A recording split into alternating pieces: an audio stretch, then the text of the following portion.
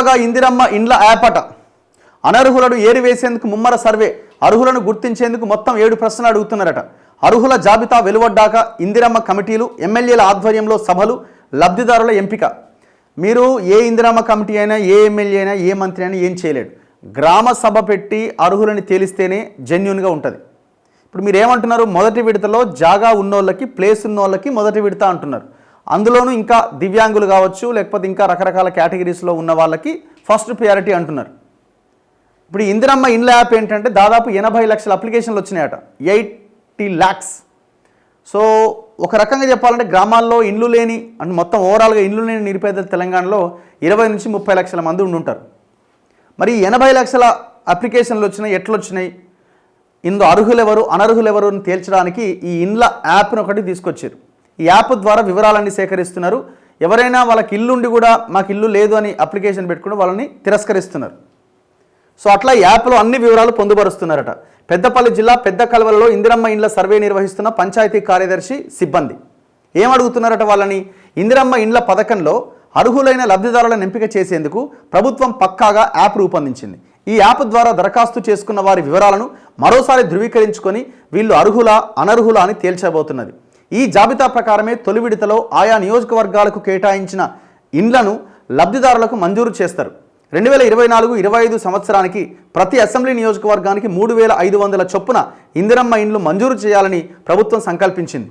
ఈ మేరకు గత ఏడాది డిసెంబర్ 28 నుంచి జనవరి 6వ తేదీ వరకు రాష్ట్ర వ్యాప్తంగా నిర్వహించిన ప్రజాపాలన సభల ద్వారా దరఖాస్తులు స్వీకరించింది.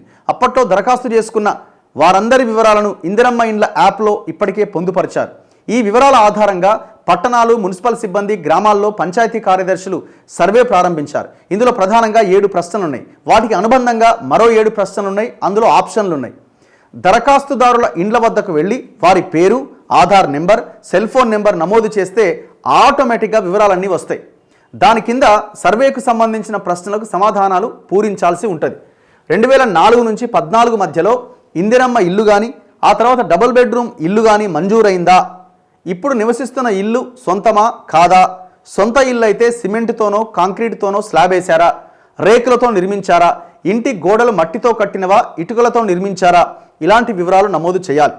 ఇంటి ముందు దరఖాస్తుదారుని నిలబెట్టి ఒక ఫోటో, ఇంటి పైకప్పు ఫోటో, ఆ ఇంటి స్థితిగతులు, ఆ కుటుంబ స్థితి తెలుసుకునేందుకు ఇంటి లోపల ఒక ఫోటో తీసి యాప్లో అప్లోడ్ చేయాల్సి ఉంటుంది. ఇంట్లో పెళ్ళైన వాళ్ళు ఎంతమంది ఉన్నారు, దరఖాస్తుదారు కానీ కుటుంబ సభ్యుల పేరిట కానీ ఇంటి నిర్మాణానికి స్థలం ఉందా, ఉంటే అది డీ ఫారం పట్టానా లేక సాదా బైనామానా అని నిర్ధారించుకొని పొజిషన్ సర్టిఫికేట్, ప్రాపర్టీ ట్యాక్స్, పట్టాదారు పాస్బుక్, ఎలక్ట్రిసిటీ బిల్లు వీటిలో ఏది ఉంటే అది అప్లోడ్ చేస్తున్నారు. ప్రస్తుత ప్రాంతంలో కాకుండా మరో చోట స్థలం ఉంటే దానికి సంబంధించిన వివరాలతో పాటు ఆ స్థలం ఫోటో తీసి యాప్లో అప్లోడ్ చేయాలి. ఇతర ప్రాంతాల్లో ఎన్ని సంవత్సరాల నుంచి నివాసం ఉంటున్నారు అనే అంశాలు నమోదు చేయాలి.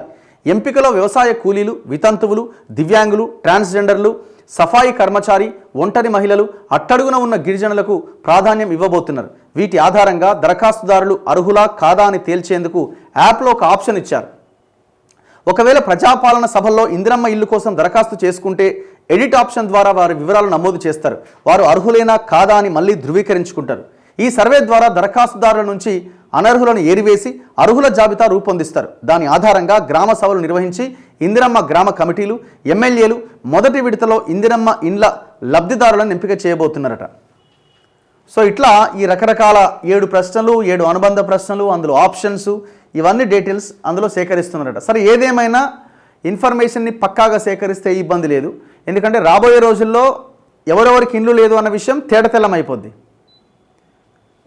ఇది మళ్ళీ దీన్ని కాలయాపన కోసం చేసేలాగా ఉండకూడదు. మీరు ఏదైతే 3,500 అన్నారో అది ఫస్ట్ ఇయర్ లోపే ఇస్తామని చెప్పారు. మరి అది 1 year అయిపోయింది మీరు అధికారంలోకి వచ్చి. ఇది త్వరితగతిన పూర్తి చేయాలా, మళ్ళీ నెక్స్ట్ ఇయర్ది ఏంటన్నది చూడాలి.